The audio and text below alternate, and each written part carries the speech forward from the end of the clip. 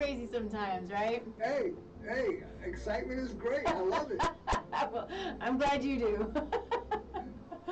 Okay, so And persistence is the key to success, as always. Here we yes, it are. is. I love Good it. to see you. Good to see you. I'm so excited. This is going to be fun. Make sure you put number one up. One up. Okay. Yes. All right. As well as your two. Okay, and so you'll be ready here in just a I'm second? ready. You're ready? Yes, you're on. Okay. Oh, great. Okay. All right, let me get my stuff finished up here, and we'll just get going. Fantastic. If I can use the right mouse.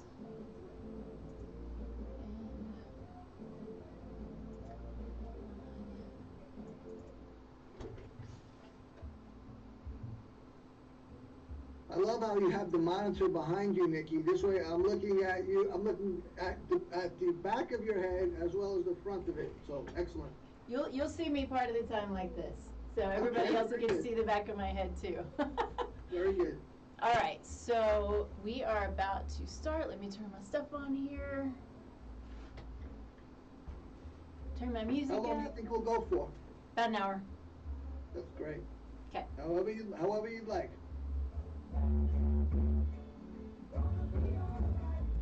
All right, good morning, everybody. Nikki Burnett here, Taste Life Nutrition Radio, streaming live on KUHSdenver.com, where our goal here is to really bring you the best, the brightest, the coolest, the funnest, all of the good things that are so important in this world. And really, too, it's so much of it is about it really is about bringing people on and introducing people to you, to me, who are here to serve. It really is about having a life and a goal of service and doing really cool things out there for anybody who they can. And this is why I love doing this show. We got in late, so I'm a little discombobulated, so bear with me a little bit here. But today we have the amazing Tony Petroza. I've been looking, I said your last name correctly, yes, Petroza? Yes. Awesome. Yes. I've been looking forward to this for a long time. It seems like a long time, because we always have, in our two conversations that we've had and our messages to each other, just a lot of fun.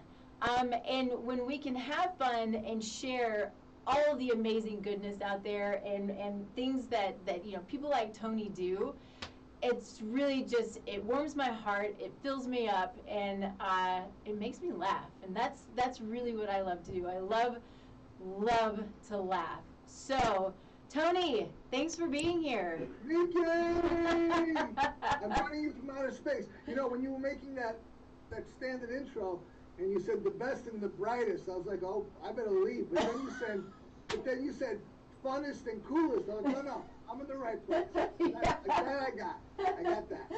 Well, funnest is important because it's the most grammatically correct. But Absolutely. You know, a lot of people have said to me, Tony, you're crazy. And I often, it was like a default reply. I would say to them, if you had any idea how much fun I'm having, you'd be crazy too.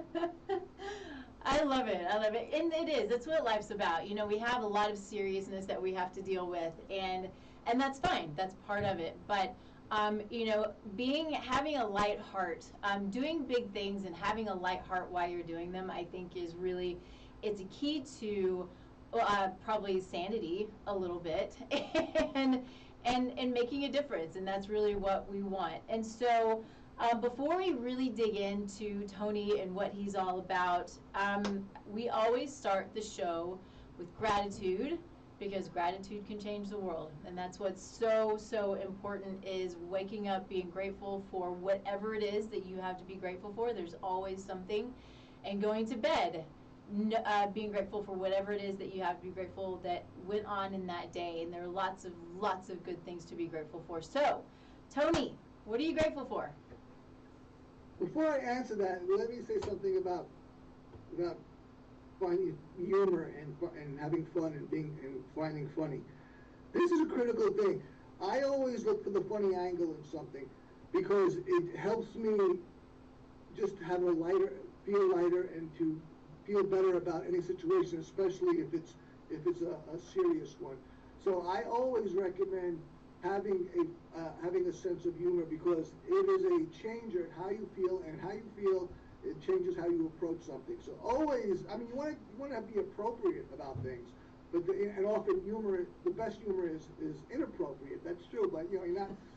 Besides being a comedian, finding the humor in something can really change how well you solve it or deal with it. Okay, that said, let me answer your question, which is an excellent question. You know, I happen to be a grateful recovering addict, alcoholic. I've been clean and sober a very long time. And back when I was in Narcotics Anonymous and Alcoholics Anonymous, I sponsored a lot of people, and I would tell some of these sponsees, indeed other people when I spoke, well, I don't have to say, well, I will say, because I'll set the table. We know the society how it is that we live in today, which is, it is over-medicated, or at least if you don't accept that, it is so drug-dependent. Drugs are huge today, right? We want instant gratification for everything. We want a drug to deal with this, a medication to deal with that. We want it now. We want the easy way out. And now that that's said, addiction and these problems that we have today, whether they be medical, health, or otherwise, there is a solution to that, and that is gratitude, right? So I have gratitude for you, Nikki. I have gratitude for this technology that brought us together. But in every other situation, the gratitude that we can have is the solution. And I would tell people who want the quick solution to something, right? This instant gratification. If there's an antidote to these problems, it is gratitude. And if you can just imagine gratitude being a pill, right? That's the antidote. Take that pill of gratitude and actually feel the gratitude for the things that you have, whether it be Nikki here, this technology that's supposed together, every little thing, the shoelace that's keeping your shoe together. You know, there's nothing you can't be grateful for. And to feel that gratitude, imagine you don't have those things. Imagine them all disappearing, right? Nikki disappearing, this podcast disappearing, that shoelace disappearing, it all. And then that can help you feel that gratitude, because feeling that gratitude is really the difference. And gratitude is the game changer. That's why I always, when I introduce myself as a recovering addict, I always say grateful recovering addict. Because it reminds me to be grateful for it all.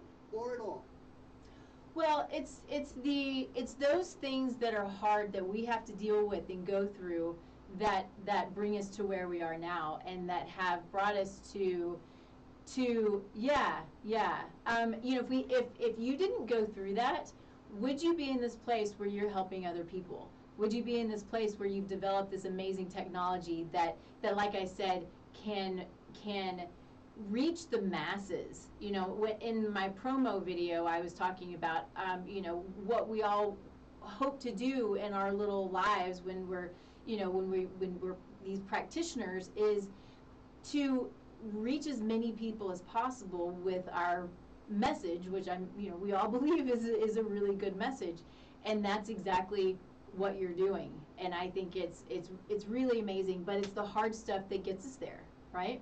Yeah, well, leverage, I mean, in reaching the greater quantity, and indeed in business success, all right, leverage is where it's at. So if you can help one person, awesome. That's truly awesome. That's great, wonderful.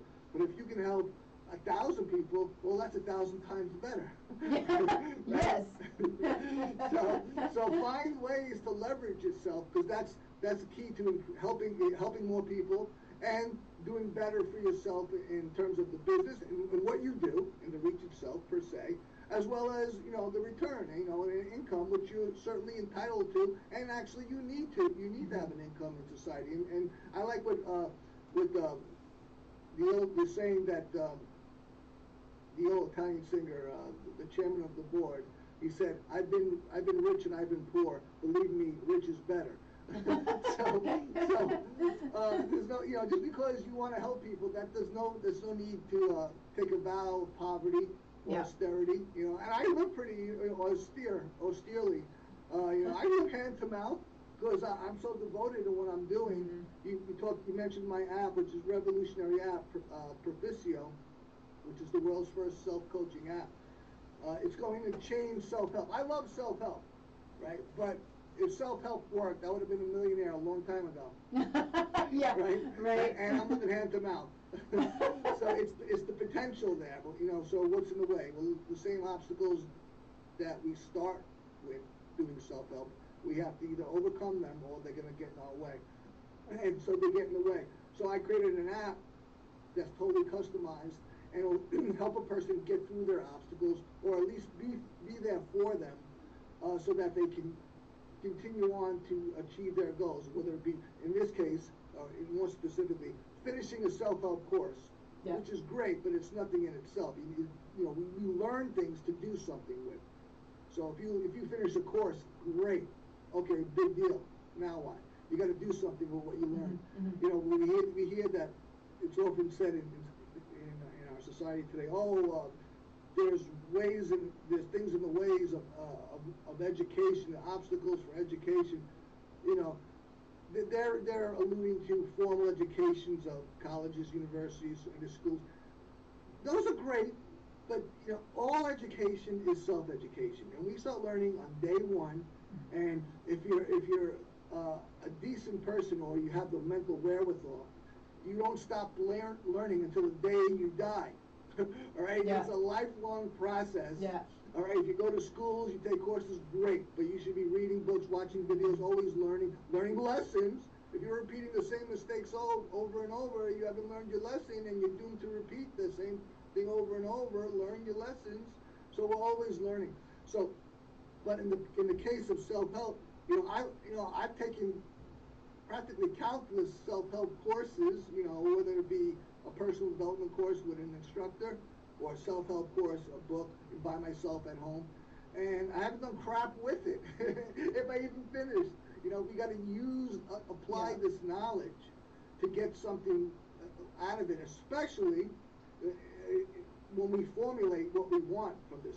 Say if I read Tony Robbins' book, Awaken the Giant, great. What do I do with it? Okay, do I just say, oh yeah, that's another book to put into my shelf, of things I've done, or am I going to do something with it? What do I want to do with it? What can I do with it? Well, I found, I was a personal development coach, a life coach, and I had a good success rate, 90%. But I found that, if you want to get into my motive, which I know you do, that I love self-help, but I failed with self-help, and I know that this is an extremely common problem. I would venture to say that 99% of the people and most people are not into self-help. I contend there are a number of reasons, but the primary one is they fear failure. Why do self-help if I'm afraid to fail? Which you probably will, right? But we all do. Right, but most people who are self-helpers, they don't get what they want out of it. And they're anguished and desperate and disappointed, or So I wanted to change that. I wanted to change it for myself, because I want self-help to work for me, and I want to change it for the world. All right, that's what I want to do. I want to make something that changes the world. I'm 57 years old. I'm a lot older than you. So, and I'm an ex-paratrooper. I've been through a lot. I'm not afraid of dying. I don't say that boastfully. That's where I am. But I am afraid of dying before I achieve my purpose, this destiny, if you will. That's what I'm afraid of. So that's what scares me. Yeah.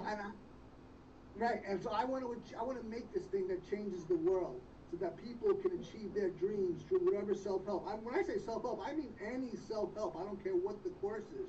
I don't care what it is, what the category, who the author is, how old it is, how new it is, how cutting edge. It doesn't matter. That's all a detail. I'm talking about you applying what you've learned so that you can pursue your goals and it being functional. That's what I'm talking about. And I created something like that. And it's such a difficult. Think about how difficult that is. I've been at this over 8 years. The company is over 4 years old. And primarily due to undercapitalization, we've had all these setbacks. But this is a very difficult thing to make. It's novel. It's never existed before. So we have to make it all work together in this precise way. So we've had all these delays, but it's coming very soon. Most probably, we were going to launch in February. Finally, it's going to launch the first week of June. Okay, so before we start digging into that, I want to dig in a little bit to you. You've hit on a few things. You've hit on a little bit of your journey, a few things that you've done.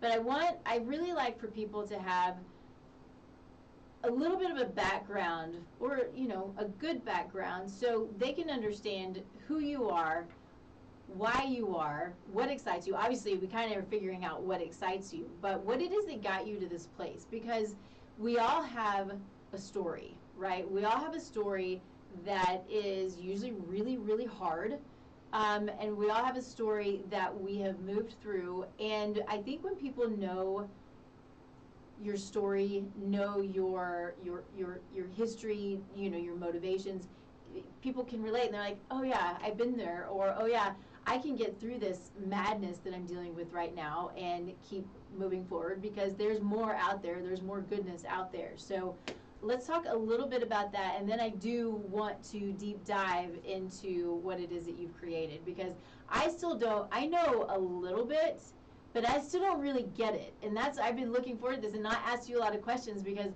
I want to really understand what this is about, because I think it's pretty phenomenal. Well, Nikki, since I like you so much, and I say that sincerely, we have such a great rapport, and certainly we're from the same tribe, I'll really open up to you and make myself vulnerable. I mentioned I'm a recovering addict. And I trace the genesis of that to the departure of my father from the split with my mother, the marriage, the divorce, when I was a child. And it was actually devastating to me. And it's probably that way for all children, but just keep it on me. And I was very sad, and that sadness became a rage. And I raged at the world. And quite frankly, if you could have showed me where the doomsday button was growing up in my adolescence, I would have pressed that mofo. I would have pressed it, because that's the way I felt. I felt that way about the world, because I felt that way about myself. And so, I had to get over this. I was in love with death. I had a romance with death. I joined the paratroopers, quite frankly, because I wanted to kill people. I wanted to kill people. And killing people for your country was the best excuse in the world, right? But there's a part of it that I often don't talk about, but I'm going to tell you here now, is that I wanted to be killed. I wanted to die. And so I had to. This was my conundrum, right? And then when I got out of the army, there was no longer chain of command. I got my honorable discharge by the plaque of my teeth. I love that, by the plaque of your teeth. We've touched on this lightly. I'm a Christian, even though I'm an odd Christian. I'm a Christian who believes in reincarnation, but that's another topic perhaps. At my cross to bear, which is an old expression, right? It comes from the Roman days, not necessarily Jesus, was addiction. Addiction, quite frankly. I couldn't stop. I was out of control. I always had to use more and more. I had to change how I felt. My favorite feeling was numb. And then once it took me 8 years finally to get successful with addiction recovery. I quit using drugs 600 times, rounded, okay? I quit smoking about 100 times, rounded. And when I was finally successful, I was finally able to deal with this inner turmoil. And not that I was such a bastard in my life. A lot of people might probably have good things to say about me. Probably a lot of bad things to say about me. But I wasn't necessarily a violent person, but I had this problem in myself, right? This secret self-loathing. And I was a hardcore punk rocker, spikes in my hair and all that. I was a singer. Wow. I used to sing for a punk band with a big old mohawk and all that. And I need to see pictures. Okay, I'll provide them. And so I had to change how I felt about myself, right? And quite frankly, a relationship with a higher power. That was critical. Now, it's not the only way to recover from addiction, but it's probably the best way. But you can just look at a high power as all the things about all the things in the world, or anything could be your high power as long as you're not it. Yeah. Yes. Agreed. Hey, right? Tony, give me just 1 second. Hey, Henry, if you can hear me, I need the sound turned up in here and I can't figure out where to do it. All right, sorry. I don't know. Okay, so. So I got on this journey of addiction recovery, and that was really, and I'm an NLP practitioner, neuro-linguistic programming. I'm into all these philosophies, psychology, and all this wonderful stuff. And I'm here to tell you the most powerful thing, the most important thing I ever did was to recover from addiction. That's how, what a malady this is. And addiction is just, the problem with addiction isn't just the doing of the drugs and the consequence of these events, these countless events. None of us live in reality. We think we do. We don't. We only live in our perception of reality, right? We have all these psychological filters going on and certain strategies which change the way we see things. And there's always a veil between our eyes, if you will, and reality. There always is, and it's this perception. And addiction just thickens this veil. It thickens it, just per se. Just the fact that you think that you have to do something, and you're going to do it, no matter what compromise you have to make. That's how addiction is fueled. Okay, I'm not going to do it in this, and I'm not going to do it. You'll do it. An addict doesn't need a reason to use. An addict just needs the opportunity. If the opportunities are around, they'll make it, right? And so by getting into recovery, I literally was thinning the veil between my eyes and reality. And I'm not, of course, I'm not saying that I see reality as it is. I don't. But I'm on a road where I want to achieve things, which is a very ego thing, and a perfectly legitimate thing. But I'm also on a road of enlightenment that I put myself on, and I'm not saying I'm enlightened. Anyone who says they're enlightened is not, right? Or more or less, I'm on a road, and that's a path of ego disintegration, right? There's the ego, this self-identity, who I think I am. Well, that's just a construct, which I started constructing since day one, since I left the womb. Right? With my first two gods, which were my mother and father, right? These are gods. You're not gods, you're a mom and dad, okay? And then I found, other gods in the world, right? And whatever else I thought, how I thought the world was. And I just, I'm on a permanent evolution, okay? I'm always evolving. And that is not to say that at one point I'll no longer be Tony Petroza. That's just the name I have, as this person. And I'm not pretending that I'm another person, another entity simultaneously. But I will contend that wherever I think I am, I'm even more than that. Well, and I think that it's important to know that and to be that and to live up to that, because I think that's what we're supposed to do. We're supposed to continue to evolve, which is continuing to learn, continuing to love, continuing to be open-minded, but also not tricked, right? Because there's a lot of trickery out there as well. Oh, yeah. I love an expression I heard. I can't remember who said it. Maybe Churchill. He said it. He said a lot of people are so open-minded that their brains fell out of their heads. Yes, exactly. I love open-mindedness. That's a critical thing. You must be open-minded. But what is open-mindedness? That's saying to yourself, I could be wrong. That's saying, what else is there? If you can't say that to yourself, then you're not open-minded. But if you can say that to yourself and hold your position, then you may still be open-minded. Just consider the other side. Just consider it. If you won't consider it, you're closed-minded. You may consider the other side and then say, okay, they're wrong. However, if you have to vilify them, you're probably not open-minded. You're closed-minded. You can say they're wrong and empathize with them, or at least go into their perspective and help understand how they have that position or conclusion.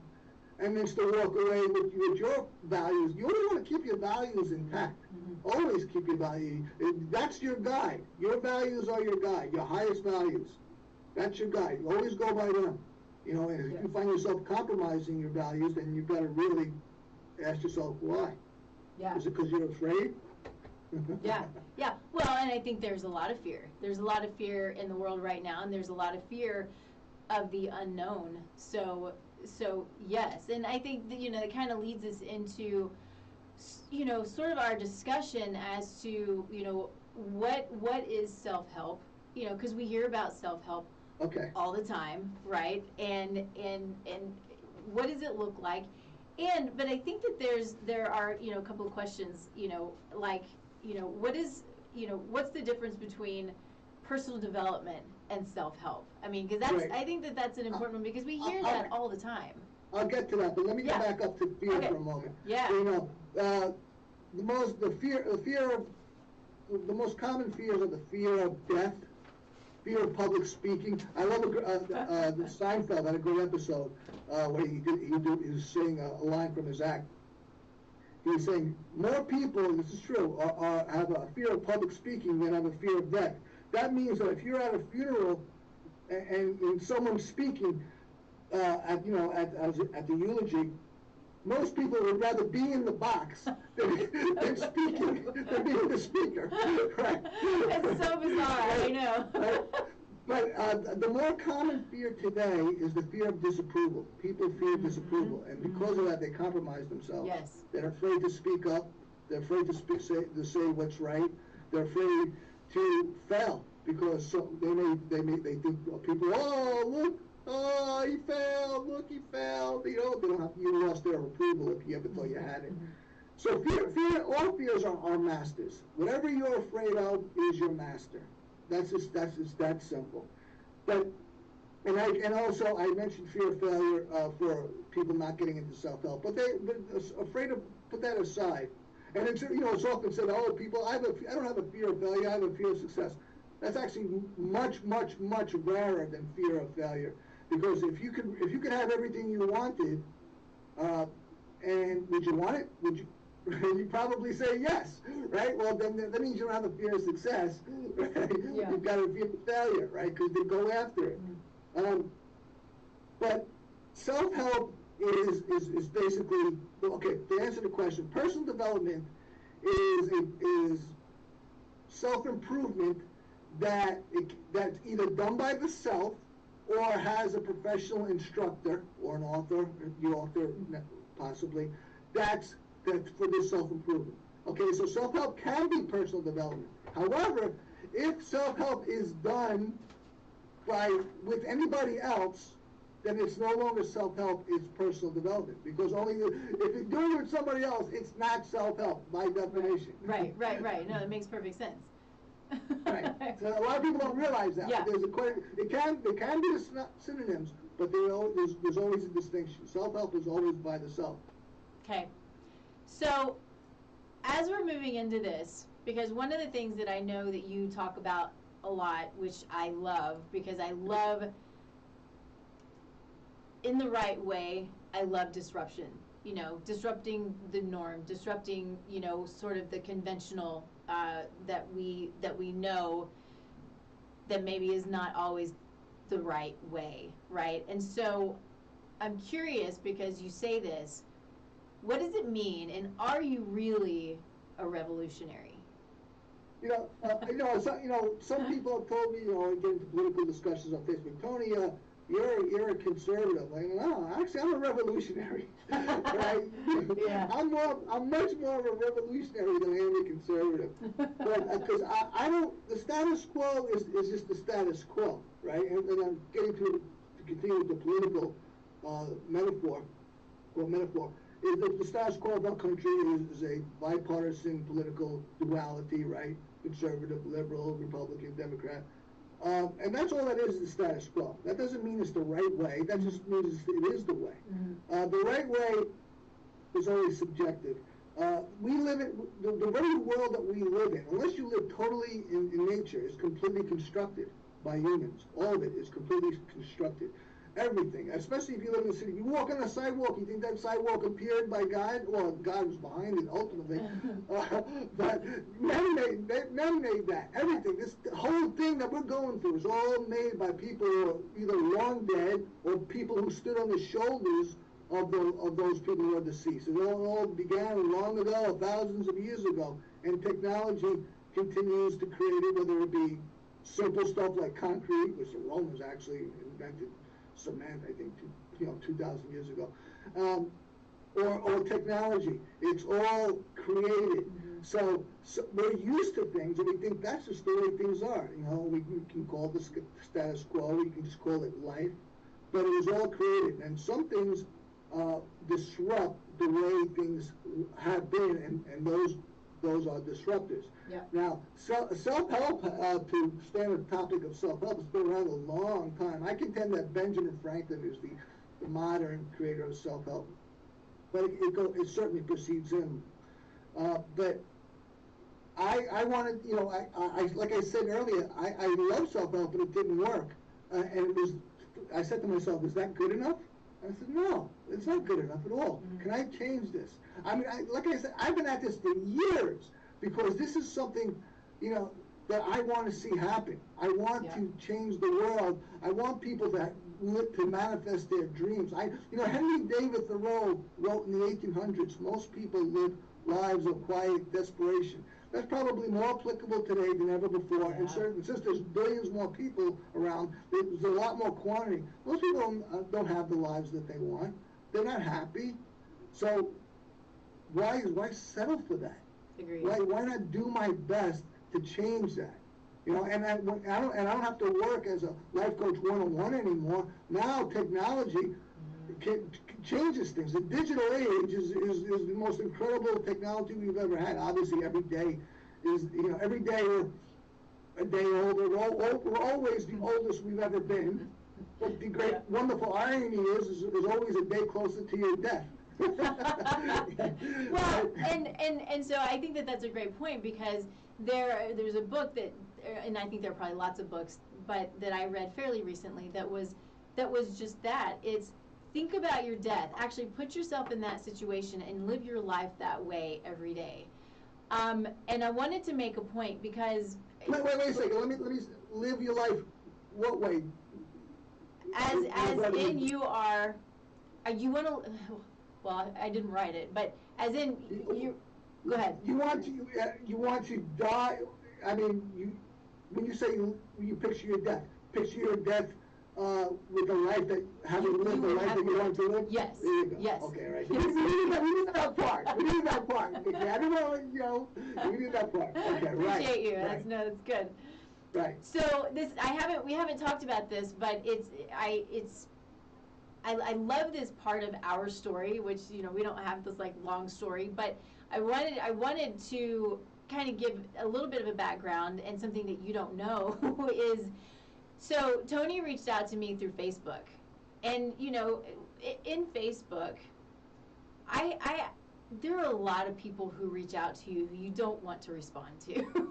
And there are the comments and there are the things, and it's just the way that it is, and I just kind of ignore, or sometimes I'll push the delete button because it's usually, a lot of times it's just not appropriate, right?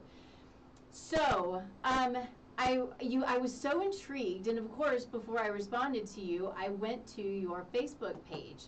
And it was because of your Facebook page, and I don't remember exactly what it was, but it was a couple of posts that you had about probably self-accountability, these things that you were talking about. I'm also a conservative, and I was like, okay, I'm going to reach back out to this guy because of that. So I come out of the NLP field, right, the coaching field, and let's just call that field politically correct. Most of the people are in there politically correct. I'll say it out loud. I'm not politically correct. I believe that it's one's duty to express themselves. And if you're holding back because of some fear of disapproval, which was mentioned already, right, then what kind of person are you? You think that this is the, I contend that this is one of the reasons why I'm a happy person, is because I really express myself, and not that I'm so smart. I'm more of a dummy than I am a smart person. But so what? I need to say what I believe is right, and that doesn't mean I am right. Mm-hmm. But who's going to say it? You? For me? No. the greatest gift that we all have is our own life. And I don't say that now, don't mistake that for narcissism. There's quite a distinction between narcissism and loving yourself. A lot of people cannot look in the mirror and say, I love myself. That's not a lack of narcissism. That's a lacking of truly the most necessary thing. How can you love another if you don't love yourself? Yep.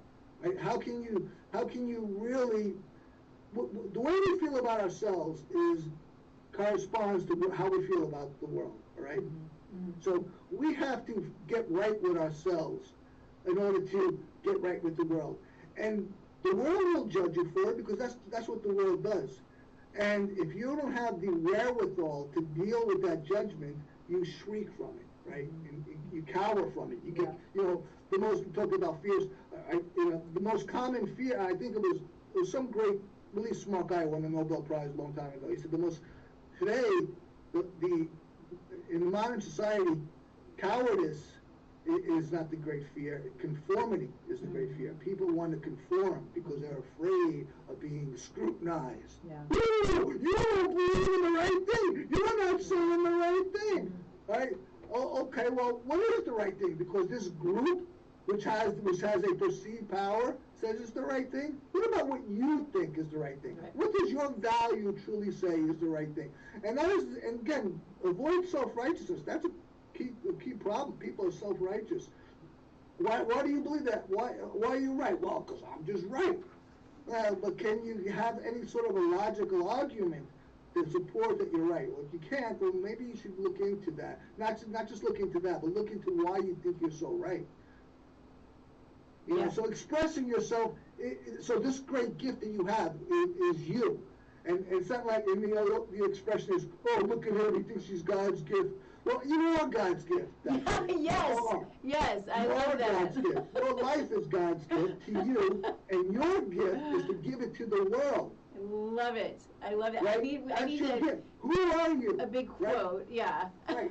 What are your values? Yeah. What are your aspirations? What are your expressions? That's your gift to the world. And if you are suppressing that, you are taking your gift.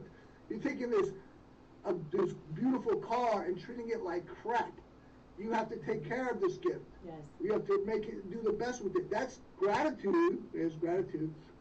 So that this great gift, which is you, which is your life to you, you can present it to the world. And in that presentation, your happiness or other good emotional well-being is tied.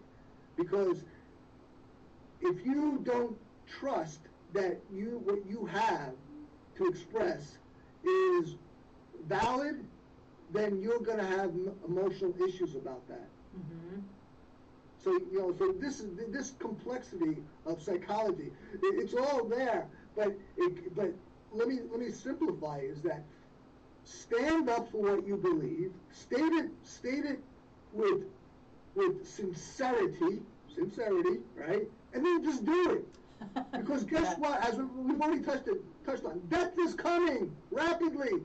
I don't say that with being morose. I'm saying that factually. It's coming. Every one of us. We're all born to die. I'm not being morose. It's right? true. It's I'm true. not being macabre. We are all born to die. So you got to do something before that day happens. Yeah, and I think that there's so much, and I think that you know what I'm talking about because I think you've experienced this yourself, but having the self-awareness to try to figure out how to dig yourself out of the place where you're not doing all the things that you're talking about, right? It is, as you say, that is the self-help, and sometimes you need group help. I talk a lot about building your team of people who can help you, whether it's physical health, mental, emotional, spiritual, financial, relational. It was all the things that we talk about on the show that are health and wellness, or all of these things. We have to build our team, but we also have to be responsible and accountable to ourselves to do it, right? Nobody else is going to do it for us. We can have people from all directions telling us what to do, but we've got to do it, which leads us to your app, because I want to make sure that we really, really dig into this. I want to know more. Let me address that. You're absolutely correct, of course. You know, in creating this app, Proficio, which is Latin for to achieve, to complete. Okay, I wanted to make something that lets someone be successful with self-help. But I also realized the extreme validity and value of what you just talked about. Having a team, having people that are supportive, that are people that have share some commonality. So in my app, it helps a person by themselves, by the individual, start, learn, apply, and complete a course, and then to apply what they've learned towards their goals. But what about the group? Isn't there value from the group? Of course, just as you said. So it also connects them with the group who's taking the same course that they are. So it connects them because there's the group dynamic, which is invaluable, but the individual dynamic, which is just as just as valuable. You know, you in life, you really need to balance things out. You need to do things for yourself, absolutely. But you can't be such a selfish prick where you disregard everybody else. Because, you know, you've got to consider the consequences of your actions, consider your agreements, right? You make agreements with others, right? You got to keep them. Right? You fulfill your responsibilities and your obligations towards others, right? But that said, the group dynamic is critical, and my app puts people together who have the commonality. So you have the self. This app is on a phone, right? It's on a phone, and it's customized to you, and it helps you. Basically it's a robot coach, but not a robot life coach. It's a self-help coach. It's only for the stuff that you learn in any specific self-help course, and it puts you together with people who are doing the same self-help course. Interesting. So, explain to me and everybody else how does it do it? Does it do magic? You ever hear of magic? No. I have. Well, first, right now we only have, again, Proficio is the coach. It's not the course. It's designed to coach a course. What course? Any course. Any course. We only have one course now, which is a financial one, Benjamin Franklin's The Way to Wealth, because we're only beginning. We got to crawl before we walk. But we're going to have thousands and thousands, many thousands of courses on there. I would love to have the world's library of self-help courses on there. Well, we'll see if that happens. Do you upload them, or does the person on the app upload whatever you do? No, they're going to have to pass. First of all, we have to do an upgrade before we're able to open that catalog, open that store. Okay. But they're going to have to pass our quality control before they can have their thoughts on it. They're very high quality stuff. But the point is that Proficio will coach the user to start. I looked at self-help, and I sort of, what are the problems of self-help? And I discerned that there are 4 problems. Person doesn't start a course, right? It's going to be great. Let me buy this Deepak Chopra book and never even open it, and I'm even guilty of that. Then they don't apply what they've learned, which is a critical thing, or learn it on a deep level, which is just as critical, and they don't complete it. But I'm very guilty of. I'm the world's greatest starter, world's worst finisher, right? Very common thing. So it solves that problem. But then, like I said earlier, it helps.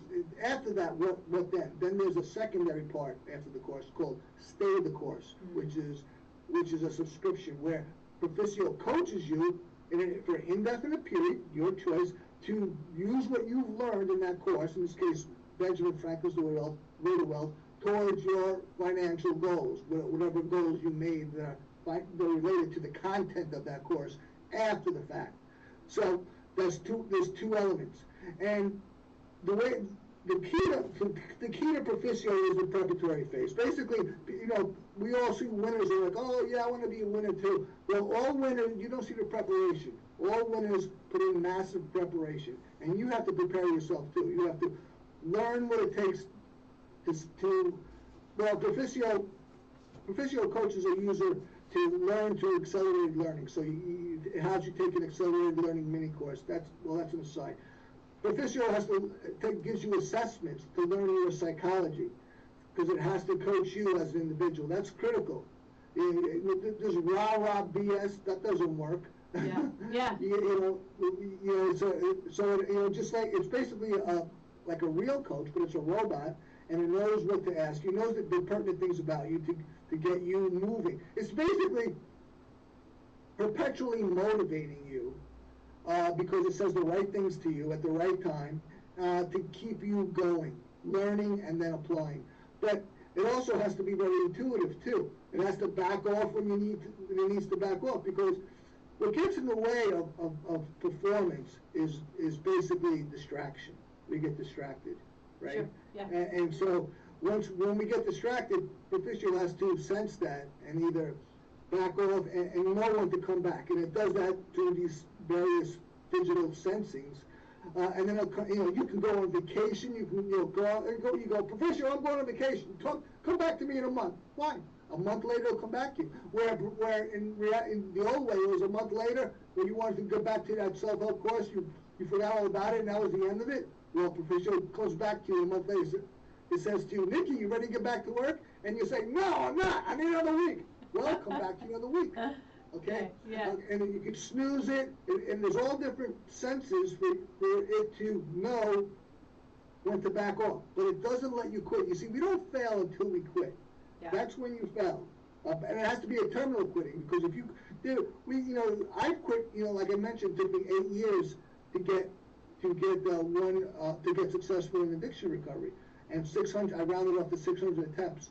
Could you imagine if I said, after 599 attempts, to use that number, I said, I'm not going to try quitting drugs anymore, I would have never gotten clean. Yeah. So it had that history preceded that.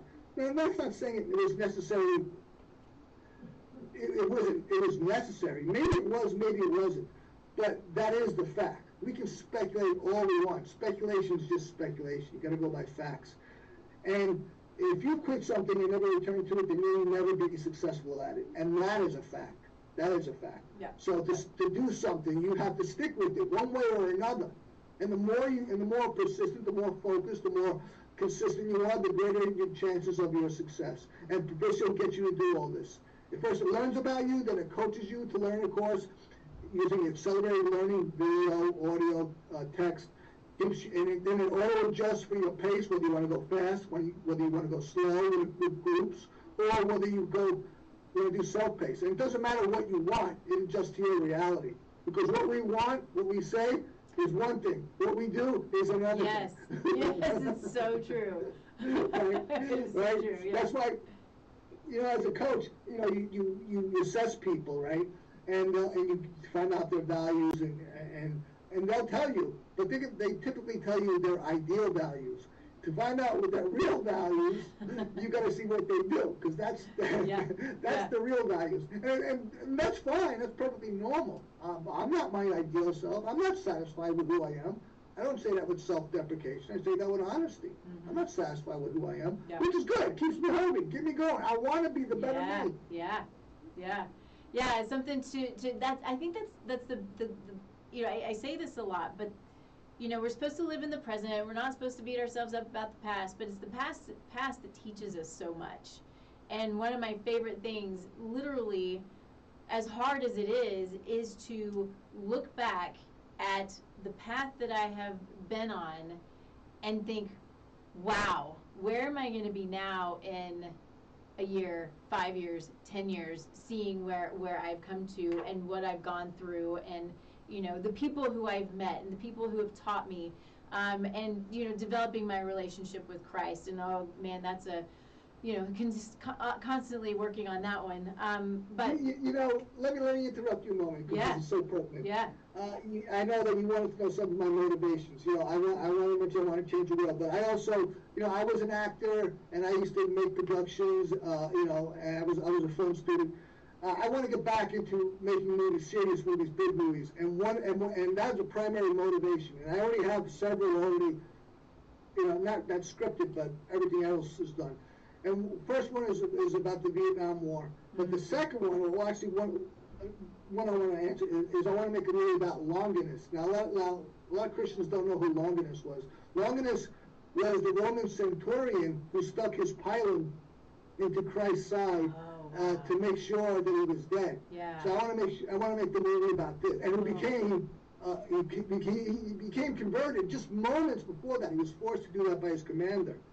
He might have been he probably was the first post-dead Jesus to convert to Christianity. Seconds after Jesus died on the cross, he said, "Surely this is the Son of Christ, and Son of God," and he converted. And he dropped to his knees. Yeah. And so I want to make the movie about Longinus, all right? Oh. And there's going to be some story. I already know the whole story, and it's a wonderful story. And and if you're not a Christian and that makes you comfortable, that's fine. Listen, we all believe what we believe, all right? And don't confuse religion for reality, all right? We believe as Christians, religion is based on faith. That means knowing without proof. Okay? We don't have to agree on any knowing without proof. But if things that are provable, we should agree on. Right. Agreed. Right? So stay away from trying to get me to agree to things that are unprovable. Yeah. We have a lot of that right now. Oh, we sure do. Quite frankly, listen, I mentioned I lived in a counterculture. I was a punk rocker, right? And now I'm quote unquote normal. Society, quite frankly, has never been more screwed up than this. Yeah. Oh my God! And I don't say that with any superiority. I say that as someone who embraces logic. Mm-hmm. I embrace logic because logic is the way. Yeah. Logic is the way. Our emotions, while it's a wonderful thing, they get in the way of actually good living. So true. And for you and for others, with emotions do. You have to go by logic. It's hard. Logic, that's the way. It's hard. Yeah, it's a little off topic, but it's so true, and I think it's important to realize that they are totally separate. I mean, I see this in people I am with on a periodic basis, but it's so much of life is based on emotion, and that emotions aren't clarity. All emotions, like everything has its pro and its con. Everything has pros and cons. Every single thing. Nothing is excluded from this. And emotions are both blessings and curses. So what you want to do is avoid the curse of emotion and go for the blessing of it. Yeah. Take it, use it. We all have emotions and they're important. But, again, that's not clarity. You have to use your brain. And emotions aren't your brain. And it's not always easy to do, and it's not always easy to separate. You have to really, again, goes back to having an awareness around what is, so many people right now are like, well, you got to do what feels good, what feels right. I'm like, come on, people. No, you want to use your gut. Yeah. You want to use your gut. You want to use your values, as I already said. However, you can't trust your feelings because feelings are, by their definition, untrustworthy. Yeah. They go by perceptions, and perception is not reality. Now, even though that's the best we can do, but you have to give your emotions the benefit of the doubt, okay, intrinsically by default, and say this may not be the way to go by.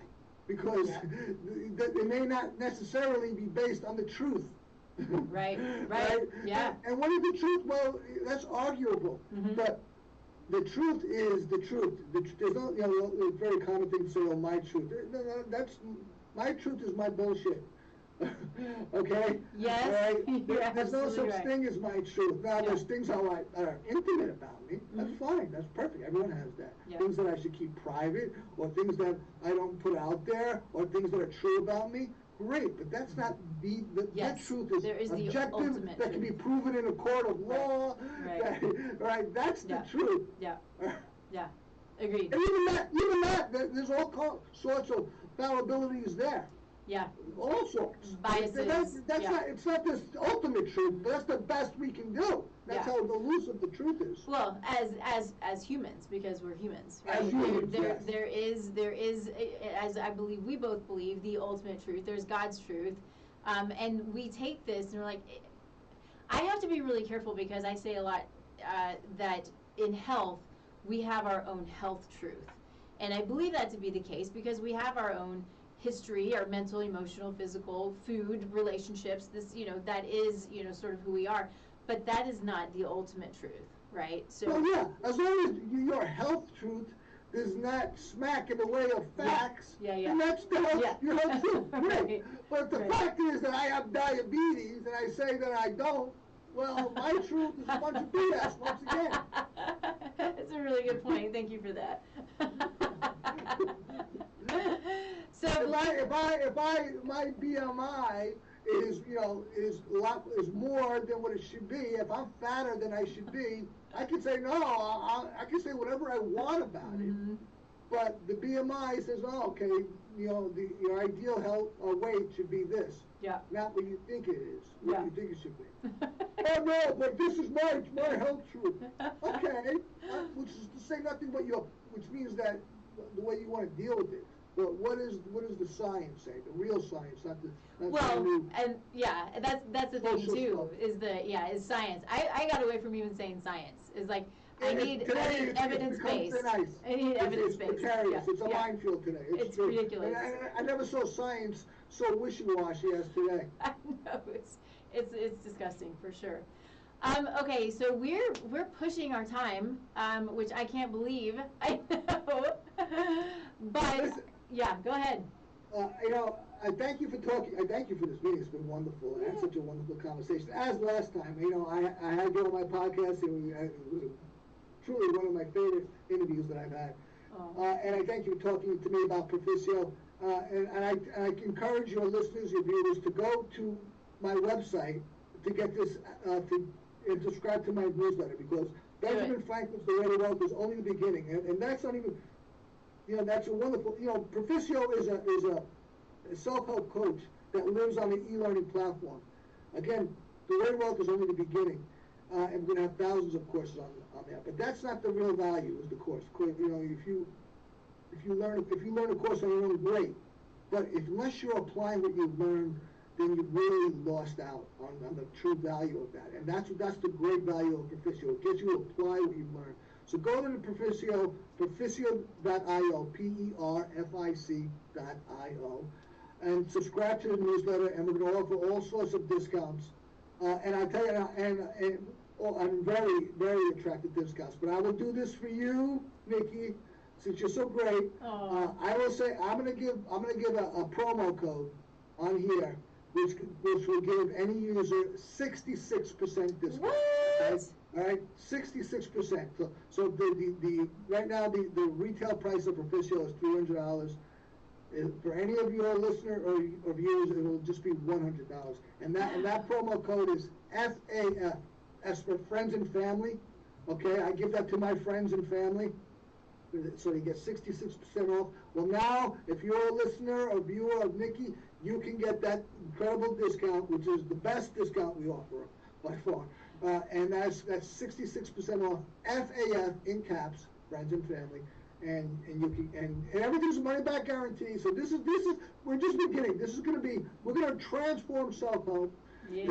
I'm gonna usher in the success revolution, because as I said about Thoreau, people are not satisfied, but what are they doing? Well, Proficio is going to give them something to do to change that. They don't have to hire a coach. They don't have to go to a therapist. You have the wherewithal in most instances, but you just need a little bit more. Well, I've created that thing. It's right on your phone. Give you that little thing that you needed to keep you on track towards your goals and change your life. And that's Proficio. And I invite you to go to the website and subscribe to the newsletter and find out more. I love it. Okay, so first things first, there are 175,000 of you out there at least. Go and get this. This is really cool stuff. So, 66% discount. FAF is the code. So, my question for you. Write that down, because you'll need it later. Yeah. Okay, when we launch. You don't need it now, but when we launch, you just subscribe to it. That was my question. So right now you're subscribing to the newsletter so you can find out when you actually launch. Right. So can they go ahead and purchase now? No, you Okay. can't purchase yet. Okay, Can't purchase okay, yet. all right, just wanted to make But sure. that code will give you 66% when you do purchase. That's what I said, Okay. write it down now, put it away, Yeah. put it, on your phone or whatever, just so you have that code, FAF.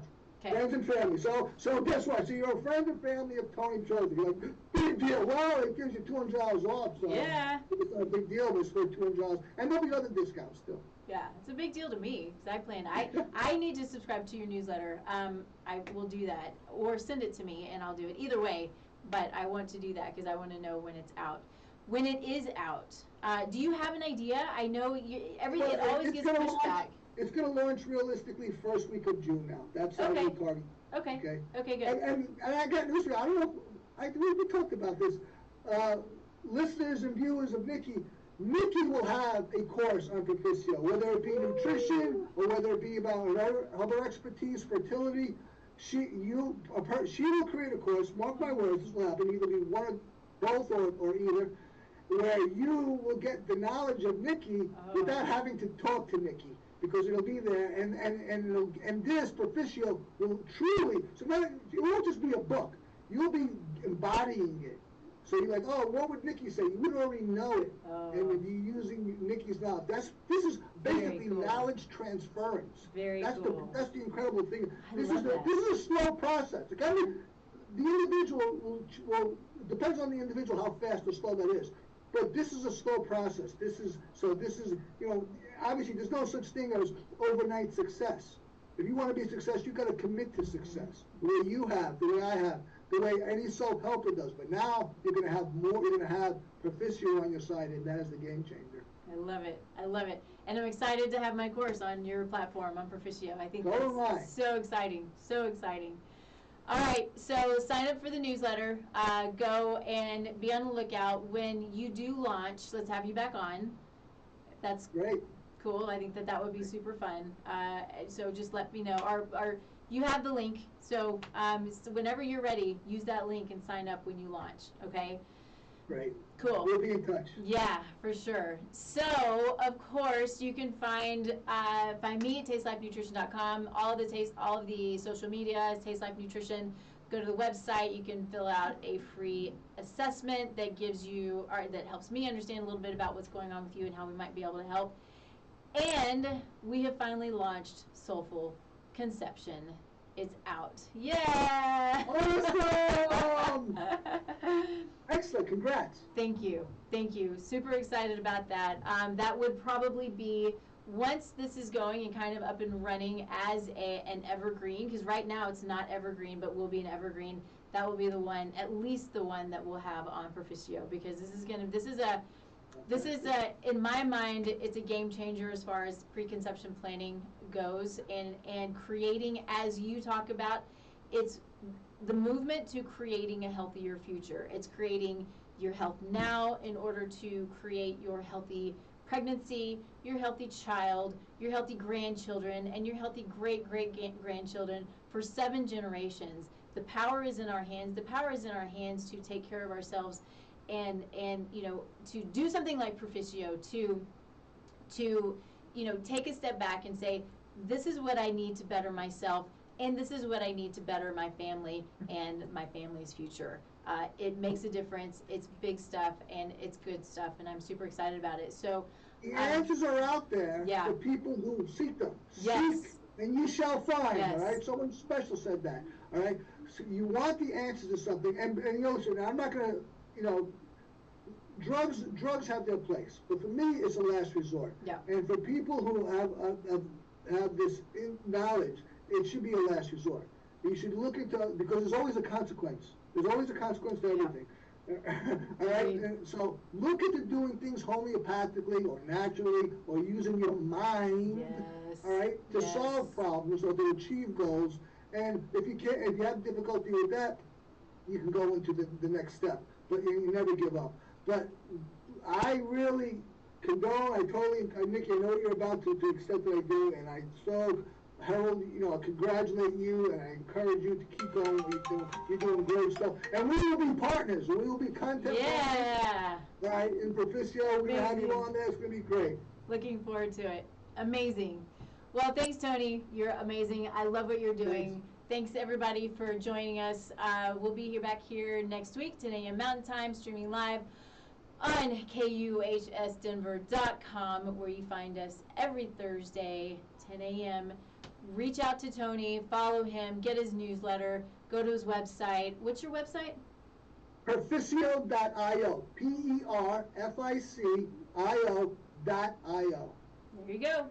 All right, Thank you so much. Yeah. Thank you so much, Nikki. Much love to you. Great stuff. I appreciate it. Take care. Awesome. God bless. Thanks, Tony. See you later. Bye, everybody.